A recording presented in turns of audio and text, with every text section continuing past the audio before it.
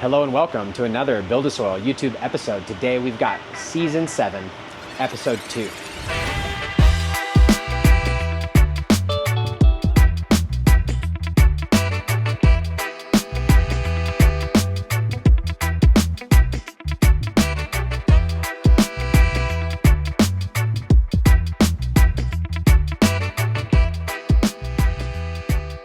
First episode, we had the breeder down here and we were discussing some of the seeds, and you know that we decided to run the WES-SLO collective packs. And if you haven't watched that episode, we talked about it at the end of Season 6 and then for Episode 1. So go and check that out. Really, there's a big story behind all of these different genetics, and we're on the hunt for fuel. We're looking for the BuildASoil cut, and this is the beginning of it. So what I've done, let me share with you what we're gonna do for Season 7 and actually demonstrate it here in the tent.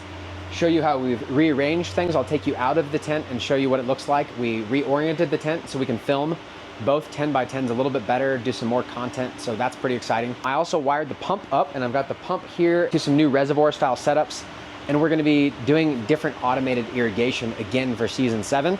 We're only gonna run this half the tent. This half right here that I'm stepping into, you can see there's nothing over here. We got the Rootwise banner up. We're just gonna keep this empty so there's some area to film. And then over here, we've got a humidifier. And this is a new model that we're working on customizing for what we want as far as BuildASoil. And I've got it hooked up to a really simple reservoir. So this is where the RO water is actually going. And then that is spilling into here so that I can run this home unit for a small space, or we can hook a large reservoir up for a larger space. I've got it on low right now. When we close the tent door, we kind of blast it up to high, and it's what's gonna keep the humidity in here.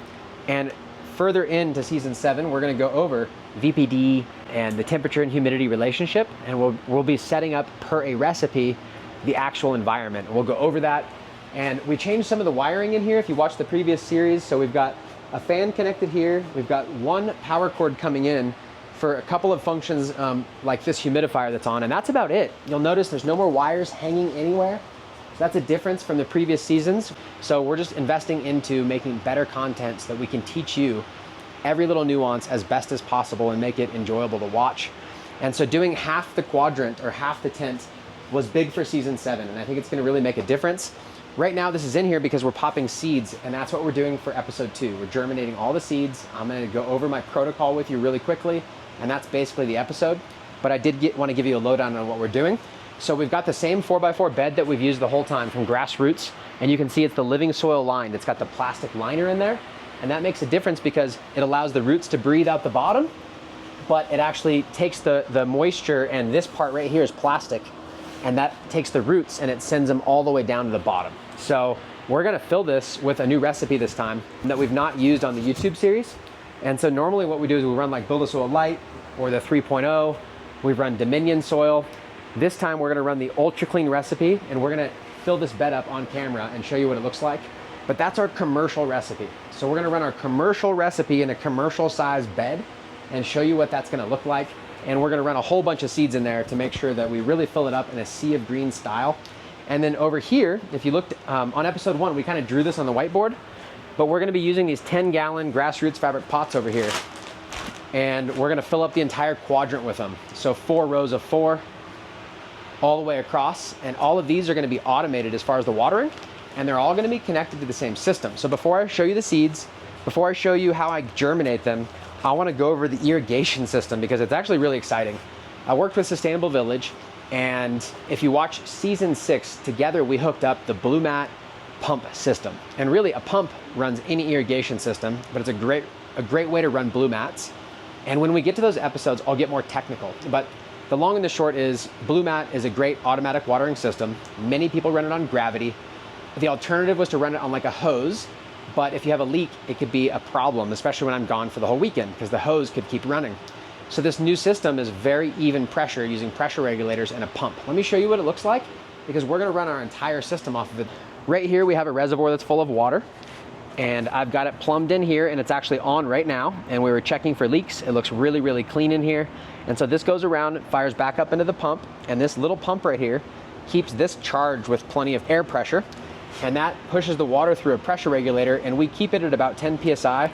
I was messing with it just to get the fittings tight, so I'll have to adjust the pressure through this fitting here to get it to where I want, but that puts on this tube, I've got it on-off valve, and then right in this area, we're gonna tap into it, and that's gonna fire the entire drip system that's gonna be in here.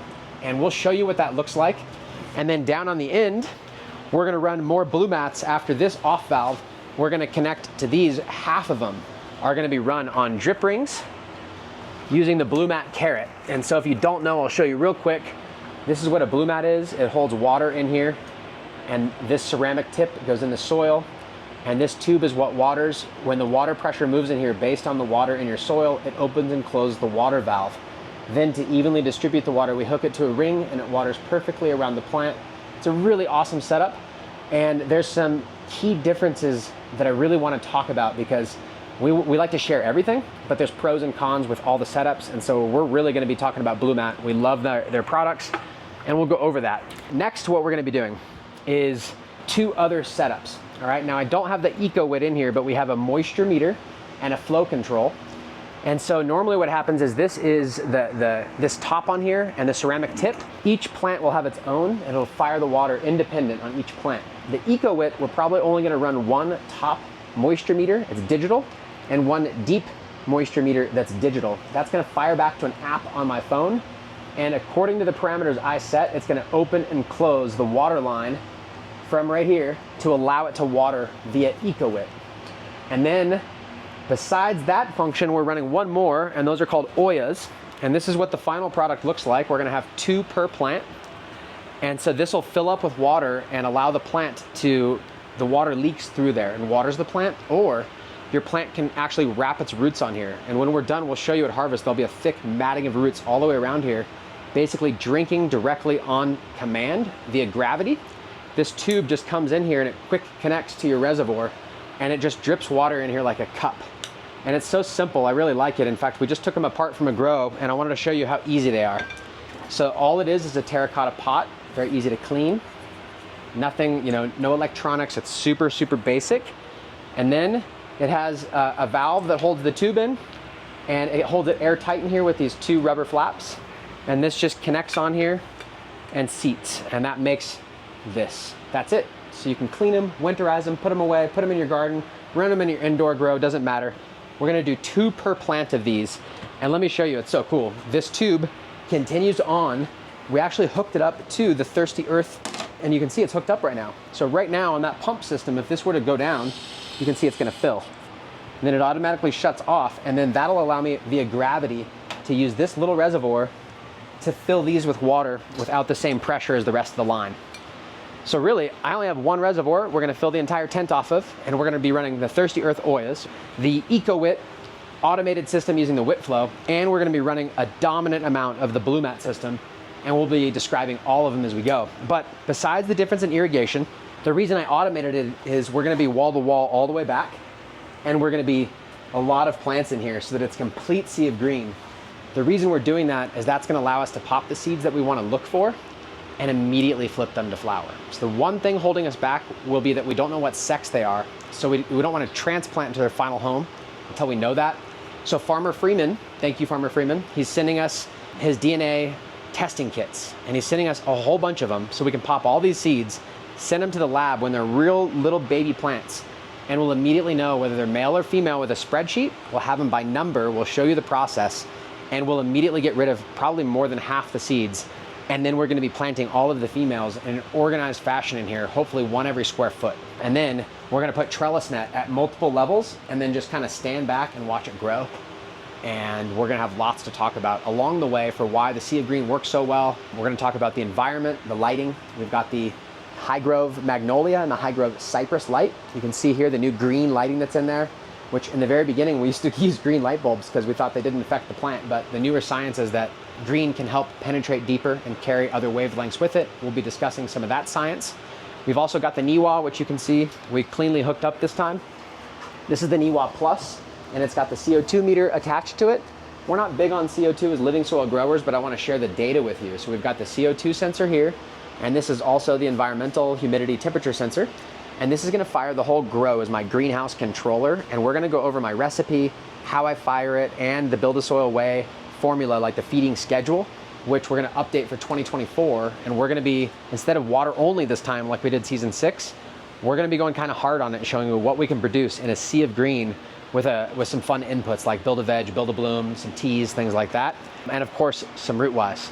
So I will be going over PPFD. I've got my meter. I've got some cool products that I want to talk about, like the diffuser that we offer for iPhone that now works on Android. We're going to compare them to our expensive par meter. We're going to be obviously setting up the different irrigation systems. So lots of content for season 7. I'm actually really excited about it, especially because we're popping so many seeds. But that's the next step. So let's get to popping the seeds. We'll wrap this episode up. And then pretty soon we're gonna be counting, probably for episode 3. Like, did they all germinate? Did they not germinate? How many are we gonna send off for DNA testing? And I'll get the DNA testing done. We'll show you that. And then it's gonna be off to the races pretty quick. We're not gonna do much veg time if I have it my way. Let's get started. Let's pop some seeds. I already pre-did a lot of the work. So this entire one is already planted. And this one's all planted except for this one pack. And I'm gonna show you my process here. And if you go to YouTube and you type in BuildASoil seed starting, I've got many videos, some theory, some describing, some showing, some on a GoPro, like on my head, some here in the YouTube series where we've done it a little more professionally. And I go over all the pros and cons. A lot of people start in paper towel. I don't like that. I oftentimes prefer, like at home, I'll find myself starting directly in soil. I'll grab solo cups. I typically grab like a red beer cup at home is what I always used to use. And then I'd grab blue Scotch tape and I'd grab my Sharpie, and that was the go-to. And so since I found these with the holes already in them and they're my favorite shape, I pretty much always use these in BuildASoil Light, and I get really good results. But what we've noticed being a coach and helping newer growers is that through the camera, you can't quite see how heavy is too heavy, how much water is too much water. And then some people will go water them a little bit too much afterwards and cause damping off. And so I'm really comfortable going straight to soil, and I think you should be. But man, if you're spending $100, $200, $300 on a pack and they're super special to you, I get it. And so the other thing that we've adapted to as far as a universal product is the Coco Coin by Charcore. Charcore is a big company. They've got a good name in the industry as far as the quality of their Coco Core. And so these little pucks, they look like the peat pucks, but they're from Coco Core. The reason why we like that is we can use these for both rooting clones or for popping seeds, and they work great. We've used those little brown pucks before, but they never degrade. They've got some sort of formaldehyde on them, and they're not organic in my opinion, where this is just a netting material and Coco Core. So ingredients, 100% Coco Core. And they've worked really, really well for us. They've popped seeds well, they've got a good drilled hole in there, and so you can put your clones in there easily. So, and this time we're not using them for cutting clones or rooting them, so I'm gonna show you how I adapt these for seeds, and I'm gonna put the seeds in them. And another benefit of using these versus the cups is I can pop a lot more seeds in a very small area, see what my germination percentage is, and then move them out from there. And during the very critical time where I'm popping the seed, although it's easy to keep the environment right with the humidifier and the fan and everything in here, if I make any mistakes, it's a lot of money in seeds sitting there. And so to just put a dome on and have so many, like that's a lot of seeds in a small area. And so it allows you to keep the dome, keep it very, very even. And then once they've popped that critical phase, then it's easy to spread them out into cups or wherever you would like to go. And they worked great for me, good percentages. So I'm gonna keep talking about them. This is what they look like before they go in. And then I left a few extra in here so you can kind of see what they look like when they come out. The hole is still in there. And that's great for when you're putting clones in. I keep the exact moisture right out of the bucket. So I don't shake any, I don't squeeze any, just exactly like this. That's actually about to drip with water. And I put the clone in and I put it under the dome and I don't touch it until I see roots. They hold the perfect level of moisture. For germinating seeds, the key difference is that's a pretty deep hole. So you'll notice part of my protocol when I come over here is I just pinch the top and now it's fixed. One pinch is pretty good and it creates a flat surface, a bed to put my seed on, and then I bury it using a dibble, and I'll show you how I do that. The main reason I do that is my fear is that with this netting, I don't want to bury it so deep that it has to turn around and somehow the head gets in a corner here. So each method has a pro and a con, and if you're too shallow, they get a little leggy. And if you're too deep, I don't want it to turn around in here. So I'm going to explain my methodology here and show you how that works. So if you bring the camera over here, here's the WES-SLO pack.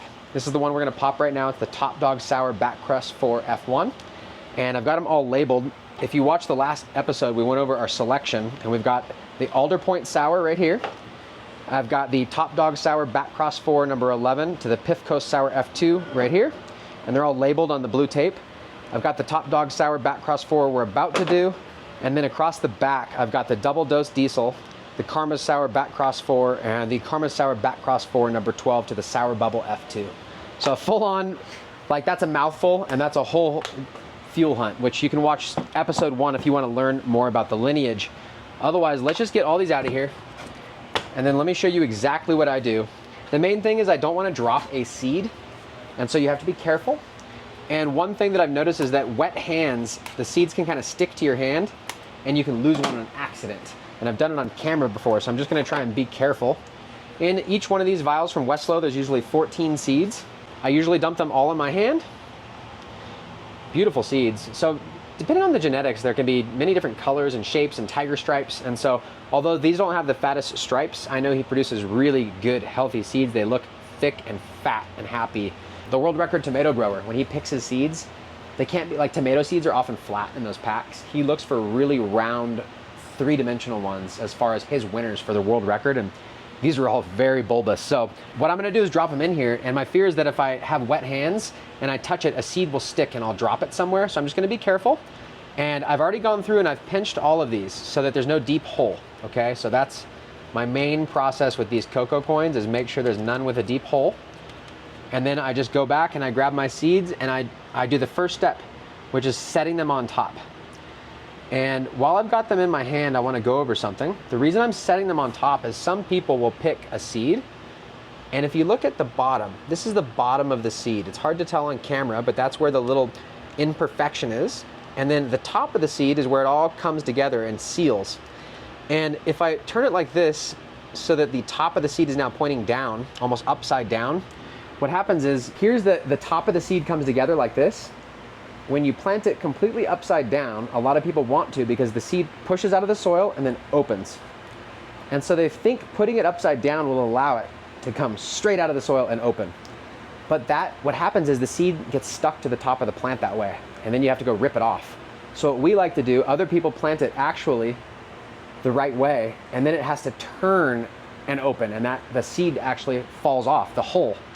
What I like to do, instead of trying to get every seed perfectly the right way, is I just plant them flat, left to right, and then it basically does a half turn either direction to stand up, and it deholes itself usually pretty well, especially if the depth is right. So all I'm doing is, when I set the seed down, hoping that it's kind of horizontal, not upside down or right side up.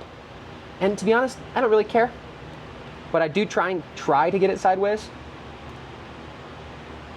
And I think when you're new, you're kind of curious, like what matters, what doesn't. And so I don't think pre-moistening really matters. A lot of times, you know, you want to get that moisture right. And so if you're going directly into soil, pre-moistening is a big thing, because you don't want to overwater the soil. Wow, it looks like we had an extra. Oh no, I just missed one. Let me grab it. Let me squeeze the top, like I said, put it on there. Okay, perfect. So what I do is I set them there, and then you can use your finger, but I told you my finger sticks usually because of the moisture. So what I do instead is I grab a Sharpie. And if you watch, I just go like this, use it as a dibble. Everybody's got a Sharpie, and I'm already gonna use it. So it's a perfect 2-in-1 tool. And I pinch. So I push it down just so that it's about that depth, and then I can cover it by pinching the cocoa core material to cover the top of the seed. And in that way, I'm not going too deep. Every single seed is getting covered. Got all 14 in here. Like every pack was perfectly 14. You can tell he hand-packed every single one. Put the sticker on. It's a family, small business, not some big seed conglomerate. WES-SLO is awesome. Really cares. Like when you see his flower, bro, it's so perfectly manicured. The flower is so good. He's always sharing with us, the employees here, the team members. So it's really cool for me to bring this full circle and have somebody that's put all this work, and then it's something that I want, the fuel hunt, all these seeds, so hard to get, let alone the crosses of them. Okay, and that's it. Now they're all covered. That's all. Everybody's got a Sharpie. It's a perfect dibble. You don't have to buy something. I'm gonna put the lid on. We now have all of our seeds popped. In the next couple days, I'm gonna be getting the DNA test kit from Farmer Freeman. We'll put some information about how you can work with Farmer Freeman. I'm hoping to be able to offer his DNA test at BuildASoil.com. We'll see how that works, so check out for that soon. Otherwise, if you've got questions about this stuff, we covered not a lot today, just popping seeds, but I alluded to a lot. We're going to be doing FAQs for all of season 7. Obviously, I want to talk about all the different products and irrigation systems that we're using. So if you've got questions, like usual, drop them in here.